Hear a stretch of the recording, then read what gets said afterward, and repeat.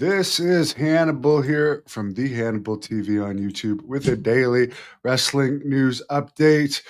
Listen to the Wrestling Observer Radio with Dave Meltzer today, and it appears very likely The Rock is not going to have a match at WrestleMania this year. Last year, they had hinted that it was going to be him versus Cody this year, which a lot of people would have liked to have seen him take the title from Cody, and they had that face off and everything. But then in one of his more recent appearances, he made up with Cody. So that angle's kind of blown off. And right now it's looking like it's going to be Roman Reigns against Seth Rollins, Jey Uso against Gunther, and then Cody against John Cena. Is that really worthy of spreading WrestleMania out for 2 nights?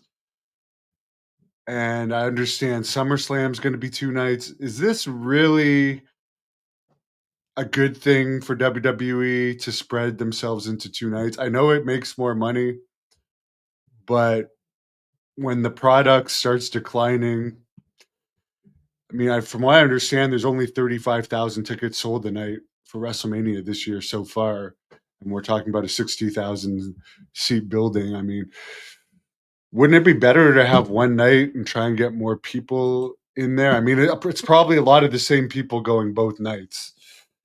Apparently, the Ring Boys lawsuit that state of Maryland, there were some questions whether they were going to allow the statute of limitations to be extended. I guess it's against WWE, Vince McMahon, and Linda McMahon.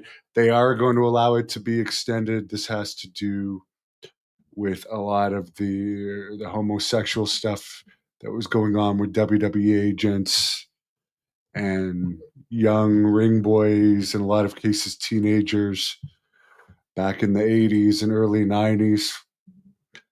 Apparently, as far as this Drew McIntyre throwing his temper tantrum backstage with some other wrestlers after the Royal Rumble, I guess it had to do with LA Knight, who actually has more buzz about him than both Drew McIntyre and Damian Priest, who were two of the people complaining that he went off script and did some stuff off the cuff in the ring that took away from their heat. And instead of just roughing them up like they would have done in the old days, then going to their spot, they just did their spot while this other stuff was going on. Because God forbid you go against the script in a wrestling match these days. And then they threw tantrums in the back. I mean, they're probably just mad that they're not in like the top 5 of WWE anymore. And LA Knight, who WWE is not pushing, for God's sake, they had Nakamura beat him. Nakamura, who has zero buzz these days. They're trying. It's like sometimes when people are trying to get over, they get pushed down. It reminds me of Chris Jericho in WCW in a way, which to me, that was when Jericho was more entertaining. They didn't want Jericho to get over, but he got over. That seems to be what's happening with LA Knight and some of these guys that, quite frankly, don't have as much buzz about them as LA Knight are bitching and complaining about it rather than just trying to be more entertaining or doing stuff off the cuff themselves, which was the best days of pro wrestling. Now it's just far too scripted and, quite frankly, boring. Speaking of boring, AEW, which already has a bloated roster of guys like Rico. How many times did they actually use Rico, for crying out loud? Now they have Elias. Apparently there was some AEW matches on the Chris Jericho cruise this week that involved the former Maximum Male Models guys doing a 69 position to themselves in a match involving Will Ospreay, and Will Ospreay doing some weird stuff that, quite honestly, his popularity is very niche. And looking at, I did look up this weird dance that he did.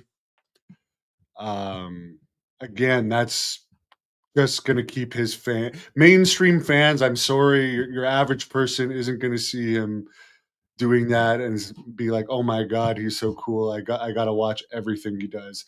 To me, it's like this stuff is just too goofy for me. I just find it repulsive in some ways to watch as an old school wrestling fan. Duke Hudson, who I'm not familiar with, was released by WWE after 6 years with the company. Apparently, he was an NXT talent.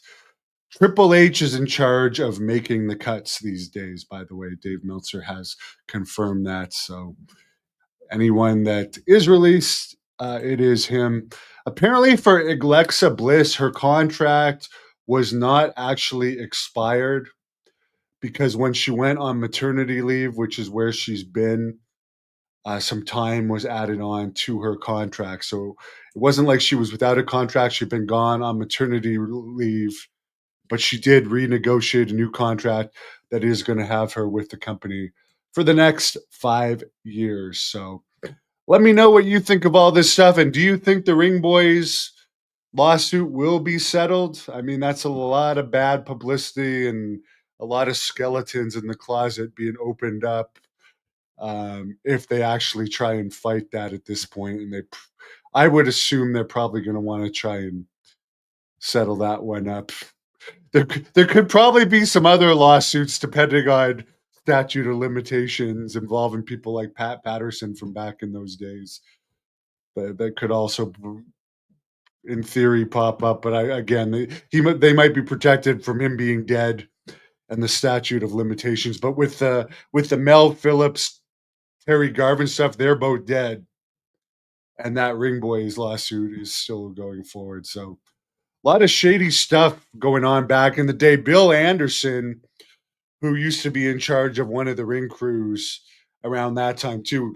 There was many people in charge of the ring crews in different areas back then. Bill Anderson is not one of the more controversial guys, but he told the story about Dynamite Kid drugging one of the ring boys as a joke. Overweight, slow-witted teenager, I guess, that was working for WWE on the. I guess things were less unionized and professional in those days, so they would just hire kids to cheaply set up and take down rings. But yeah, apparently Dynamite Kid in one case drugged a ring crew boy. So lots of weird stuff. Hello, DJ Monstrosity. I'm heading off to the gym. Wish everyone a good day. I'll be back if there's more news.